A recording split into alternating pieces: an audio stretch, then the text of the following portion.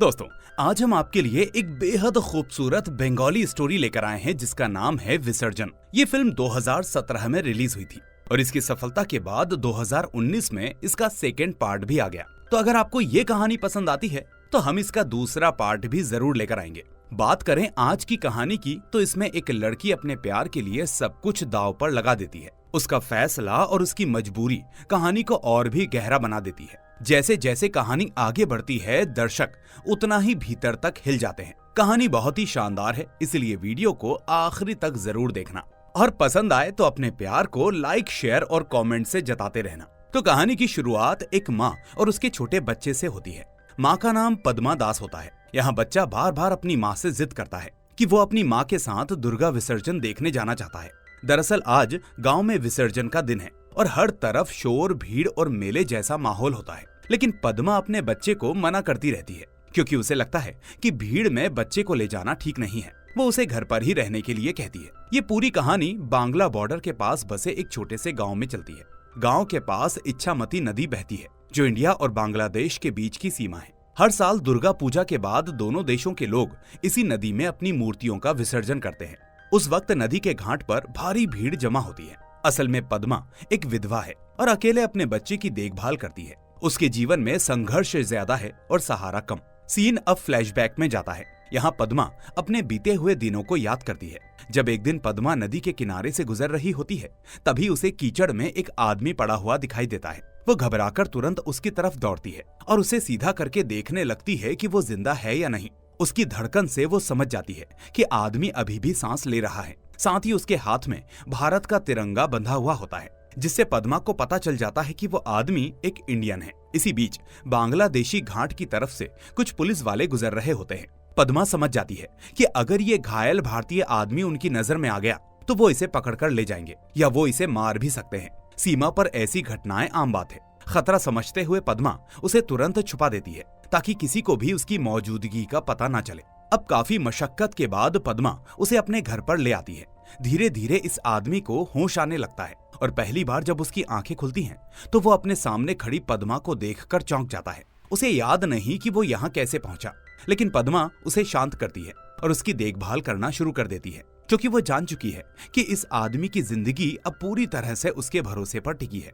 पद्मा के घर में उसका एक बूढ़ा ससुर रहता है जिसकी देखभाल करते हुए ही पद्मा अपनी पूरी जिंदगी गुजार रही है। वो अकेली है और घर की सारी जिम्मेदारी उसी पर है। जब वो घायल आदमी को अपने घर पर लाती है तो पहले उसे घर के पीछे के हिस्से में बैठने की जगह देती है। थोड़ी देर बाद वो उससे उसका नाम पूछती है। आदमी जवाब देता है कि उसका नाम नासिर अली है। ये सुनते ही पद्मा घबरा जाती है। वो खुद बांग्लादेश की एक हिंदू औरत है और उसके घर में एक भारतीय मुसलमान का होना बहुत बड़ा खतरा बन सकता है। अगर गांव के किसी आदमी को पता चल गया तो वो सीधे गोला घाट में खबर कर देंगे और नासिर की जान तो तुरंत खतरे में पड़ जाएगी। साथ ही पद्मा पर भी इल्जाम लग सकता है और उसका जीवन भी बर्बाद हो सकता है। इसलिए पद्मा तुरंत फैसला करती है कि नासिर को नया नाम दिया जाए। वो उससे कहती है कि अब से तुम सुभाष दास हो और अगर कोई पूछे तो यही नाम बताना। वो ये भी समझाती है कि तुम मेरे अंकल के बेटे हो।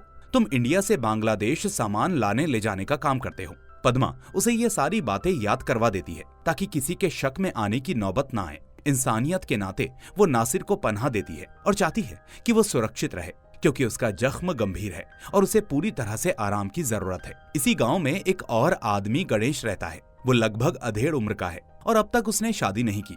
गांव में उसकी अच्छी हैसियत है। लोग कहते हैं कि वो पैसे वाला भी है और इज्जतदार भी। गणेश पद्मा से मन ही मन प्यार करता है और किसी भी तरह उससे शादी करने का सपना देखता रहता है। इसी वजह से वो पद्मा के घर के खर्चों में मदद करता रहता है। हर रोज किसी न किसी बहाने से उसके घर पर आता है और उसका हाल जानने की कोशिश करता है। वो खुद को अच्छा इंसान बताता है और पद्मा की इज्जत करता है, लेकिन उसके दिल में शादी की इच्छा हमेशा रहती है। एक दिन गणेश जब पद्मा के घर से निकल ही रहा होता है तभी गांव का डॉक्टर वहां पहुंच जाता है। डॉक्टर को देखकर गणेश चौंक जाता है और झट से पूछता है कि क्या पद्मा की तबीयत खराब है, लेकिन पद्मा उससे कहती है कि चिंता मत करो, डॉक्टर मेरे ससुर को देखने आया है। गणेश मन में शक लेकर वहां से चला जाता है। घर के अंदर आने के बाद पद्मा डॉक्टर को असली वजह बताती है। वो कहती है कि डॉक्टर साहब, कल मेरा एक भाई आया था। रास्ते में गाड़ी खराब हो गई थी और उसका पैर बुरी तरह से जख्मी हो गया। आप प्लीज उसे एक बार देख लीजिए।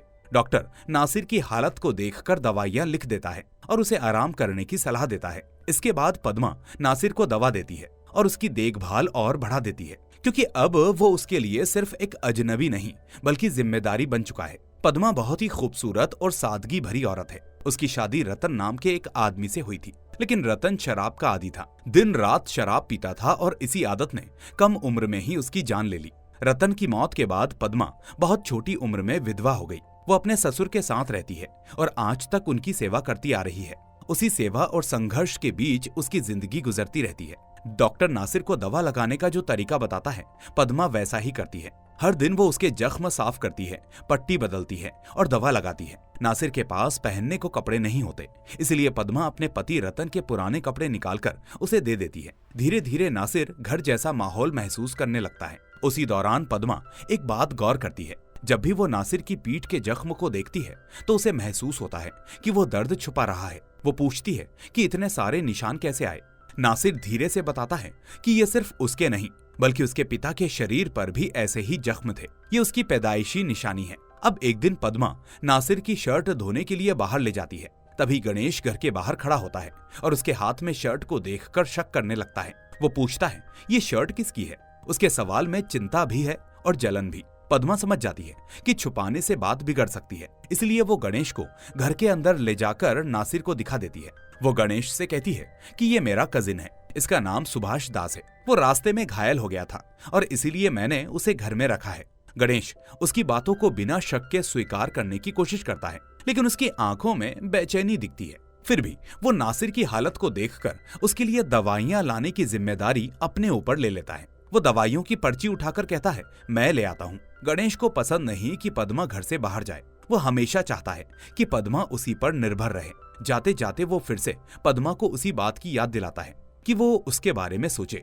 वो बताता है कि उसने कभी किसी और लड़की की तरफ नहीं देखा, लेकिन पद्मा हमेशा उसकी बातें सुनकर चुप हो जाती है और कोई जवाब नहीं देती। नासिर धीरे धीरे ठीक होने लगता है और एक दिन वो पद्मा को बताता है कि वो यहाँ कैसे पहुंचा। वो कहता है कि दुर्गा विसर्जन के दिन वो अपनी माँ के साथ जा रहा था। भीड़ बहुत थी और नदी के पास बैलेंस बिगड़ने की वजह से वो फिसल गया।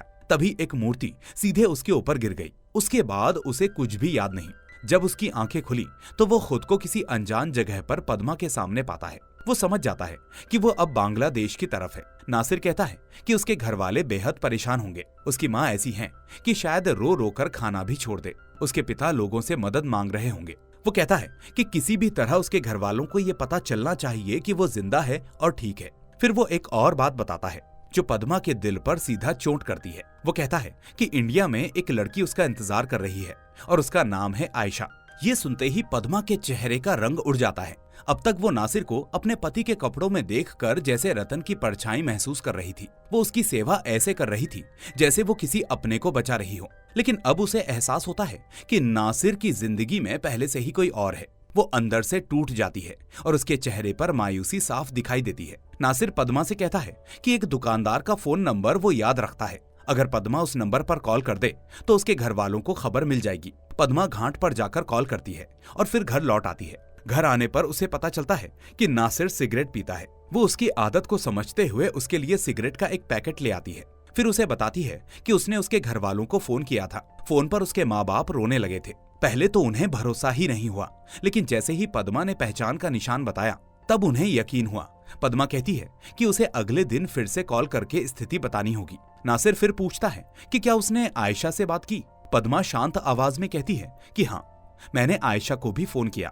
वो घर पर नहीं थी, इसलिए मैंने उसकी दोस्त को सारी बात बता दी। ये कहकर पद्मा कमरे से निकल जाती है और दरवाजे के पीछे छुपकर फूट फूट कर रोने लगती है। उसका दिल टूट चुका है। उसे लगा था कि नासिर शायद उसके अकेलेपन का सहारा बन सकता है। उसने उसमें अपने पति की झलक देखी थी, लेकिन अब उसे समझ में आता है कि नासिर की जिंदगी में उसकी कोई जगह नहीं। अगले दिन पद्मा बाजार जाती है। वहाँ उसे एक और कड़वी सच्चाई पता चलती है। गणेश ने पूरे बाजार की हर दुकान में उसके नाम का अकाउंट खुलवा रखा है। पद्मा जहाँ भी जाती है कोई भी उससे पैसे नहीं लेता। हर दुकानदार कहता है कि पैसे गणेश से ले लेंगे। ये देखकर पद्मा असहज हो जाती है, क्योंकि उसे समझ में आता है कि गणेश उसकी जिंदगी पर अपनी पकड़ मजबूत करना चाहता है। यहाँ गांव में गणेश के पास लाओ नाम का एक आदमी भी काम करता है। वो गणेश का खास भरोसेमंद आदमी है। गणेश ने उसे सिर्फ एक काम दिया है कि वो हर समय पद्मा पर नजर रखे। वो कहाँ जाती है, किससे बात करती है, क्या खरीदती है, कौन उसके घर पर आता है, सब कुछ लाओ रोज जाकर गणेश को बताता है। गणेश को यकीन है कि पद्मा अकेली है और कभी न कभी उसकी तरफ झुक जाएगी, इसीलिए वो उसके हर कदम पर पहरा लगवाता है। एक दिन मौका पाकर पद्मा फोन बूथ जाती है और भारत में नासिर के घर वालों को फोन करती है। वो नासिर की हालत बताती है और कहती है कि वो सुरक्षित है। तभी लाओ दूर से उसे फोन करते हुए देख लेता है और उसके अंदर शक पैदा हो जाता है। उसे लगता है कि पद्मा किसी ऐसी बात को छुपा रही है जो उसे नहीं बतानी चाहिए। घर लौटकर पद्मा नासिर को बताती है कि उसने आज कस्टम ऑफिस को फोन किया था और उन्होंने कहा है कि नासिर की वापसी के लिए कुछ इंतजाम किए जाएंगे। नासिर ये सुनकर भावुक हो जाता है। वो कहता है कि वो उसके लिए अनजान है, फिर भी पद्मा उसके लिए इतना कुछ कर रही है। वो कहता है कि जब वो इंडिया लौटेगा तो उसके सारे पैसे वापस लौटा देगा। ये सुनकर पद्मा का दिल टूट जाता है। वो गुस्से में बोलती है कि अच्छा तो आप हिसाब रख रहे हो। अब वो अंदर चली जाती है। पद्मा को पैसों की जरूरत नहीं, ना ही किसी एहसान की। वो पूरे दिल से सिर्फ प्यार चाहती है, कोई ऐसा जो उसके अकेलेपन को समझ सके। इसी बीच लाओ गणेश के पास पहुंचकर बताता है कि पद्मा ने फोन किया था और बिल में एक भारतीय नंबर था। वो पूछता है कि क्या इंडिया में पद्मा का कोई रिश्तेदार रहता है। ये सुनकर गणेश के मन में भी शक गहरा जाता है। वो तुरंत पद्मा के घर पहुंचता है। वो उससे पूछता है कि उसने किसे फोन किया था। वो कहता है कि देखो पद्मा, अगर कोई परेशानी है तो मुझे बता दो, अगर कोई मदद चाहिए तो खुलकर बताओ। लेकिन पद्मा चुप रहती है, वो कुछ नहीं बताती और उसकी चुप्पी गणेश को और परेशान करती है, क्योंकि उसे लगता है कि पद्मा उससे दूर हो रही है। अब रात होते ही पद्मा नासिर को ये बात बताती है कि गणेश को फोन कॉल का पता चल चुका है। वो डर जाती है कि कहीं गणेश को नासिर की असली पहचान ना मिल जाए। तभी नासिर भी महसूस करता है कि अब और छुपाना ठीक नहीं। वो पद्मा को अपनी असली सच्चाई बताने की तैयारी करता है। नासिर धीरे धीरे पद्मा को सच बताता है। वो कहता है कि वो उससे एक और बात छुपा रहा है। हकीकत यह है कि दुर्गा विसर्जन की वजह से वो नदी में नहीं गिरा था। वो और उसके साथी इंडिया से बंगाल सारा सामान चोरी छुपे नदी के रास्ते भेजते हैं। लेकिन एक दिन पुलिस उन सबको देख लेती है और उनका पीछा करना शुरू कर देती है।